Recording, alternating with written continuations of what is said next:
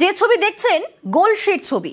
বিধায়কের সামনেই টাকা ভাগাভাগি চলছে, এমনটাই অভিযোগ করছে বিজেপি। সোশ্যাল মিডিয়ায় ভিডিও পোস্ট করেছে বিজেপি। অভিযোগ উঠছে যে টাকা ভাগ করছেন বিধায়ক ঘনিষ্ঠ নেতারা। এই মুহূর্তে আমাদের সঙ্গে রয়েছেন প্রতিনিধি শরদেন্দুর সঙ্গে কথা বলবো। শরদেন্দু, ঠিক কি ঘটনা ঘটেছে, কি অভিযোগ করছে বিজেপি, কিসের টাকা কেন ভাগ হচ্ছে?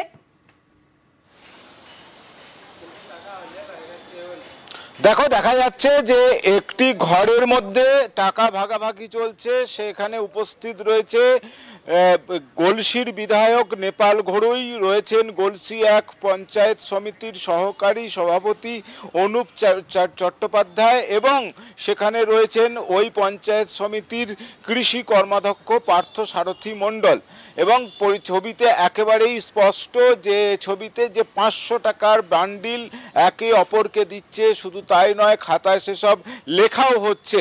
এবং এই যে ভিডিও, একে অপরকে 500 টাকার বান্ডিল দেওয়ার যে ভিডিও, তা ভাইরাল সোশ্যাল মিডিয়ায়।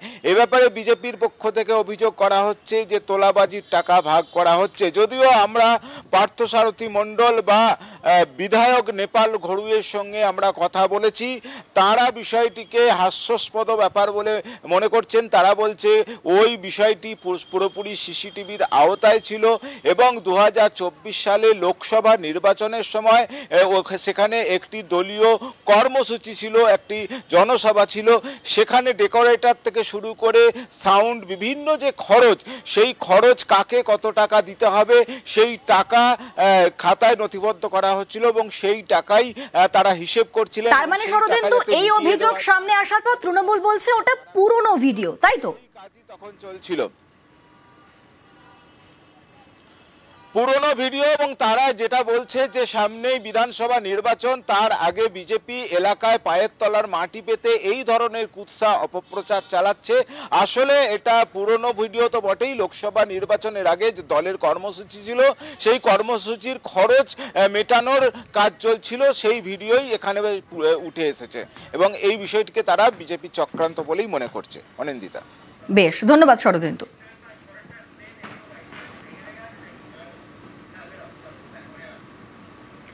পাহাড়ে কেন্দ্রের মধ্যস্থতাকারী নিয়োগে আপত্তি, প্রধানমন্ত্রীকে চিঠি দিলেন মুখ্যমন্ত্রী। প্রাক্তন ডেপুটি এনএসএ কে মধ্যস্থতাকারী নিয়োগ কেন্দ্রের।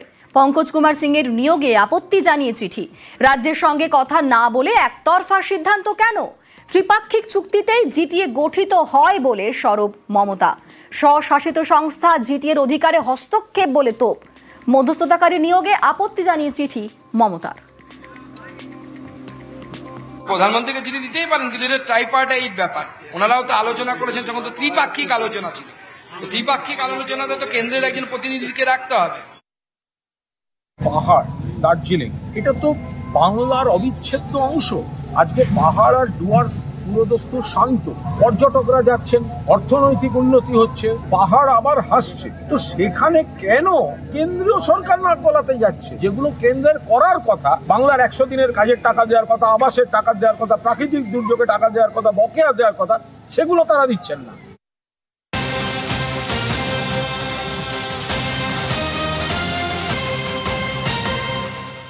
এবার যে খবরের দিকে নজর রাখবো, ওড়িশায় বাংলার পরিযায়ীর রহস্য মৃত্যু। কটকে কুয়ো থেকে পচা গলা দেহ উদ্ধার। মৃত শ্রমিকের বাড়ি পুরুলিয়ার মানবাজারে।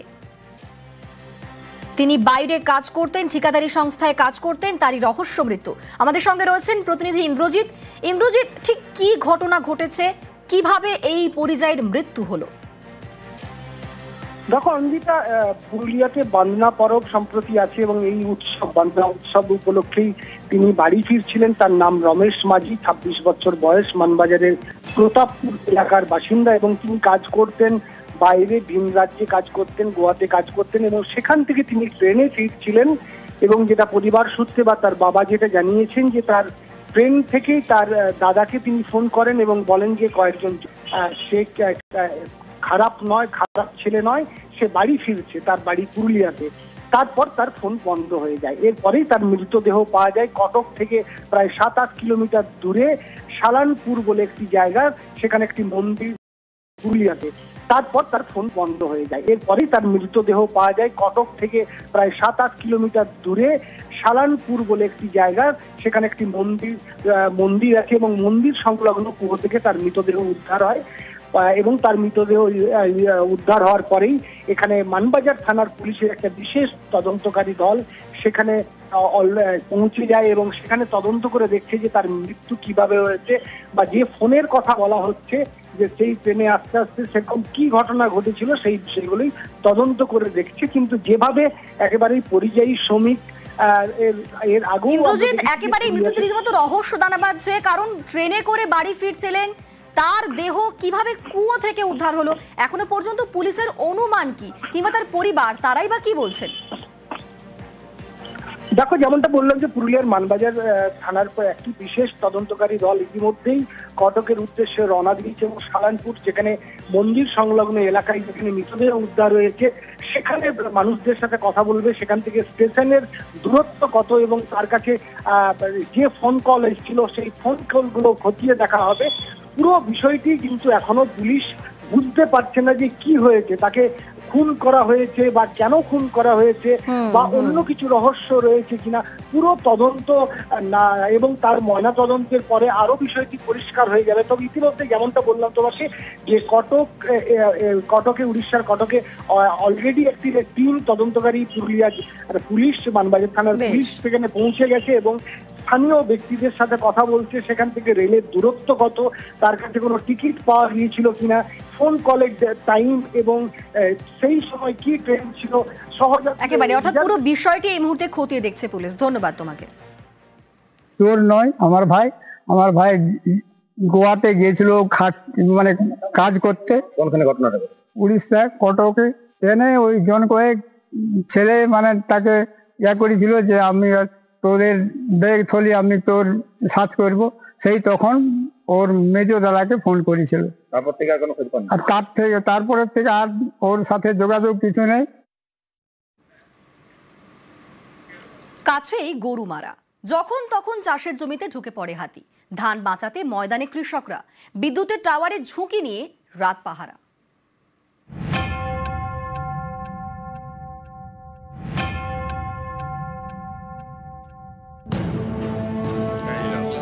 কখনো দল বেঁধে কখনো দলছুট হয়ে ডুয়ার্স জুড়ে বেড়ে গিয়েছে হাতির হানা। জঙ্গল ছেড়ে লোকালয়ে দাঁতালের দল। জলপাইগুড়ির মাটিয়ালি ব্লক, এখানকার খুনিয়া রেঞ্জ এলাকার গ্রামে বিঘার পর বিঘা ধান জমির চাষ। হাতির হানায় পদে পদে বিপদ, যখন তখন হাতির হানায় ফসলের ক্ষতি। ধান বাঁচাতে ময়দানে কৃষকরা। চাষের জমি লাগোয়া এলাকায় রয়েছে বিদ্যুতের টাওয়ার, সেখানে থাকার জায়গা তৈরি করা হয়েছে। পালা করে রাত জেগে ধান পাহারা দিচ্ছেন গ্রামবাসীরা। এই পদ্ধতি বিপজ্জনক, ঝুঁকিও রয়েছে।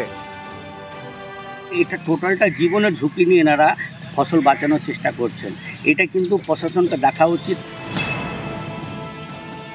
বৃষ্টি হচ্ছে, তারপর বজ্র বিদ্যুৎ সহ বৃষ্টি হচ্ছে, কোনো সময় বৃষ্টি দেখতে হবে। এটা খুব সম্ভবত মনে হয় চারশো রেঞ্জের পাঞ্জুরা জিএফএমসির মধ্যে পড়ছে, মনে দেখে নিতে ব্যাপারটা।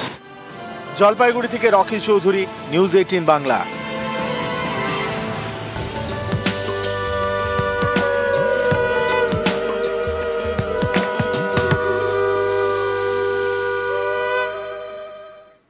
এবার কালী কথা।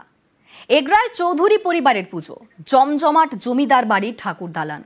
কাল নয় আবার কালী সাধকের শুরু করা পুজো, ভবা পাগলার মা ভবানী।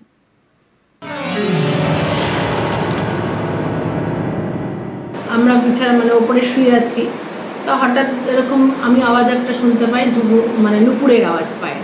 আমি বুঝতে পারি না এটা কিসের আওয়াজ। কালী সাধক গীতিকার ভবা পাগলা বাংলাদেশ থেকে পূর্ব বর্ধমানে এসে কালী মন্দির তৈরি করেন। কালনায় পুজো শুরু করেন মা ভবানী।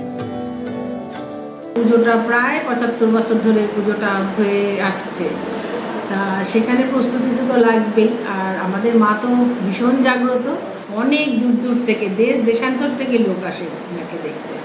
মাকে ভোগ আমরা ফল ভোগ দিই, তারপরে খিচুড়ি অন্নভোগ দেওয়া হয়, তারপরে তোমার পায়েস, 5 রকম ভাজা সবজি, তারপরে পোলাও তো থাকবে, পোলাও, তারপরে তোমার ফুলকপির রসা, হ্যাঁ, চাটনি, পায়েস, মানে যেটা ভোগের সম্পূর্ণরূপেই ভোগ দেওয়া হয়। নিরামিষ এটা প্রতিদিনই হয়। মায়ের গায়ে সারা বছর সোনার গয়না থাকে। মাতৃ প্রতিমার পাশেই ভবা পাগলার মূর্তি। সারা বছর ভক্ত সমাগম। দীপান্বিত অমাবস্যায় জমজমাট।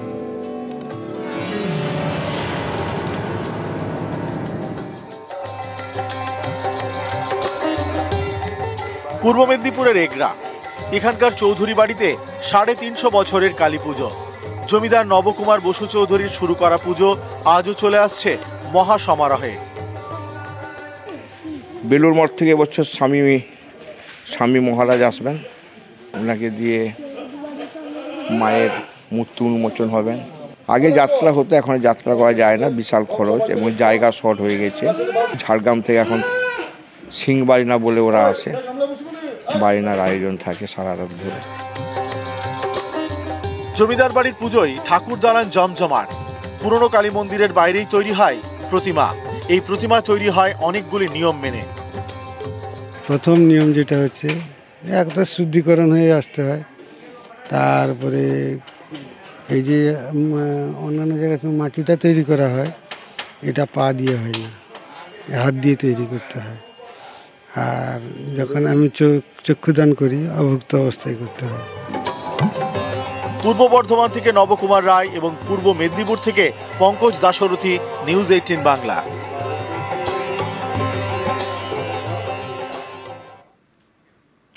কেঠিয়া নদীর পাড়ে বড় কালীর মন্দির চন্দ্রকোনায় ভক্তদের হাতেই সারা বছর নিত্য পুজো।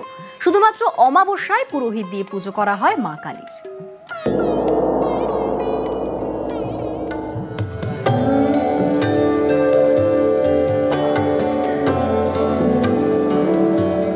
থাকি আরামবাগে, বেসিক্যালি এখন আরামবাগ থেকেই আমরা আসা, মায়ের টানে এখানে আসা। 45 ফুট উচ্চতা বিশিষ্ট মায়ের মূর্তি, যার উপরের দুটো হাতে, এক হাতে আছে পৃথিবীর প্রতিকৃতি আর এক হাতে আছে খড়গ, আর নিচের এক হাতে আছে সাদা পায়রা এবং অন্য হাতে আছে নরমুণ্ড। তো সেটা দেখেই আমার মানে ভীষণ আকাঙ্ক্ষা ছিল একটা, যে যাব এবং মাকে দর্শন করব। গা ছমছম করে মূর্তি, ভীষণ রকমের, মানে ঢোকার সময়ই মানে আমি তাকিয়েই একটা গা ছমছম একটা ভাব আমার মধ্যে সঙ্গে সঙ্গেই হলো, মানে গাটা একদম শিরশিরিয়ে উঠলো আর কি। পাশাপাশি দুই কালীর পুজো, ছোট মা, বড় মা। পশ্চিম মেদিনীপুরের চন্দ্রকোনা, এখানকার ক্ষীরপাইয়ে কেঠিয়া নদীর পাড়ে কালী মন্দির, বড় মায়ের মন্দির।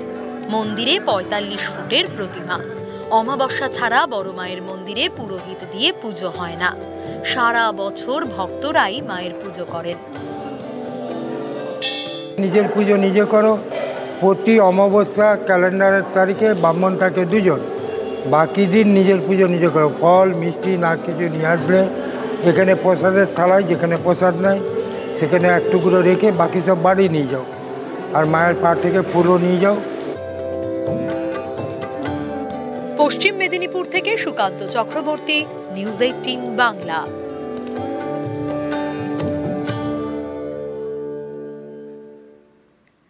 সোনামুখীর অলিগলিতে কালী কথা, মুন্সেফগড়ে ঘুঘু কালীর পুজো। এই পুজো ঘিরে নানান গল্প।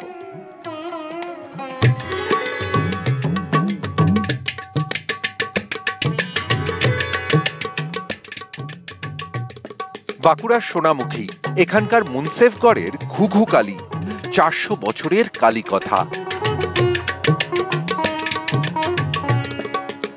সোনামুখী দিয়ে বয়ে গিয়েছে শালী নদী। কথিত আছে এই নদী দিয়ে একসময় ভেসে এসেছিল মা কালীর মূর্তি। অশ্বত্থ গাছের তলায় সেই মূর্তির পুজো শুরু করেন স্থানীয়রা। পুজোর পরে রাতারাতি এই গাছে কয়েকশো ঘুঘু পাখি বাসা বাঁধে। সেই থেকেই মা কালী এখানে ঘুঘু কালী। প্রায় 350-400 বছর আগে তারা ওই মাকে তুলে নিয়ে এসে প্রতিষ্ঠাতা করে। তারপর আস্তে আস্তে ওইখানে পুজো থাকতো। থাকার পরে মাকে প্রতিষ্ঠাতা করা হয় আমাদের এই অশ্বত্থ গাছের সামনে। অলৌকিকভাবে হঠাৎ ওইখান থেকে যখন ট্রান্সফার করে আমাদের কর্তব্যটা নিয়ে আসেন, তারপরেই ঘুঘু পাখির বাসা বাঁধতে শুরু করে দেয় হাজার হাজার। তখন আমাদের ওই বাবুরা নাম দিয়েছিলেন ঘুঘু কালী। এখন ঘুঘু কালী ডাকনাম, বর্তমানে এখন আমাদের নাম হচ্ছে দক্ষিণ খণ্ড কালীবাড়ি। সারা বছর মন্দিরে ঘট পুজো হয়। দীপান্বিতা অমাবস্যায় পুজো করা হয় মাটির প্রতিমা।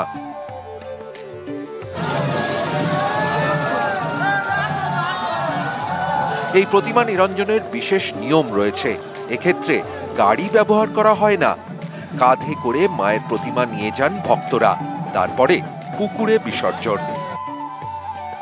একেবারেই আনন্দ উৎসবের মধ্যে বিভিন্ন আচার নিষ্ঠার সঙ্গে এই কালী মায়ের আরাধনা করে থাকে এই ক্লাব কর্তৃপক্ষ। সোনামুখী থেকে দেবব্রত মণ্ডল, নিউজ 18 বাংলা।